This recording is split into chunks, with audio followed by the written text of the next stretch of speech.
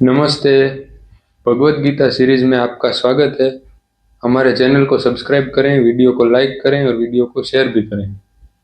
तो अब तक हमने भगवत गीता के दूसरे अध्याय के 10वें श्लोक तक का अध्ययन कर लिया था और इस वीडियो में हम 11वें श्लोक का अध्ययन करेंगे।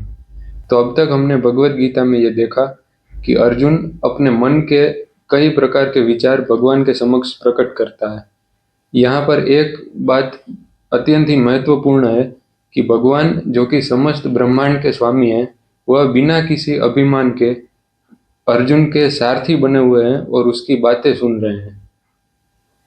अब अर्जुन अत्यंत ही परेशान होकर अंत में यह कहता है कि वह युद्ध नहीं करेगा और वह भिक्षा मांगकर अपना जीवन यापन करेगा। तब भगवान ने उसको उपदेश देना शुरू किया और अब हम भगवत गीता के उस पड़ाव तक पहुंच चुके हैं जहां पर भगवान अब अर्जुन को उपदेश देना शुरू करेंगे। तो हम ये मान सकते हैं कि अब भगवत गीता के उपदेश शुरू होने जा रहे हैं। तो 11वां श्लोक इस प्रकार है। श्री भगवान उवाच अशोच्यान अन्वशोचस्त्वं प्रज्ञावादांश्च भाषसे गतासु न गतासुंश्च नानुशोचन्ति पंडितः।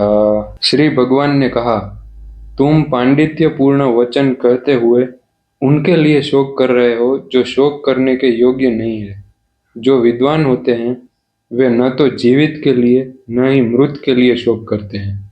भगवान ने तत्काल गुरु का पद स्वीकार किया और उन्होंने अर्जुन को अप्रत्यक्ष रूप से मूर्ख कहकर डांटा।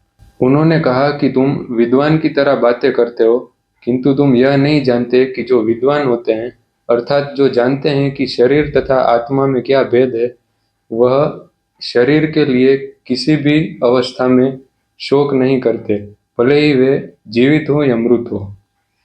अर्जुन का तर्क यह था कि राजनीति या समाज नीति की अपेक्षा धार्मिक सूत्रों का अधिक महत्व होता है, किंतु उसे यह ज्ञात नहीं था कि पदार्थ, आत्मा तथा परमात्मा का विज्ञान इन धार्मिक सूत्रों से भी अधिक महत्वपूर्ण होता है। तो क्योंकि अर्जुन में इस ज्ञान का अभाव था, अतः उसे विद्वान नहीं बनना चाहिए, और क्योंकि वह अत्यधिक विद्वान नहीं था, इसलिए वह सर्वथा अयोग्य वस्तु के लिए शोक कर रहा था। शरीर जन्मता है और आज या कल उसका विनाश निश्चित है, इसलिए शरीर का इतना महत्व नहीं है जितना आत्मा का है। जो इस तथ्य को जानता हो वही असली विद्वान है और उसके लिए शोक का कोई कारण नहीं रह जाता। तो इस प्रकार हमने 11वें श्लोक का अध्ययन समाप्त किया और अगले वीडियो में हम 12वें श्लोक का अध्ययन करेंगे। धन्यवाद। हरे कृष्ण।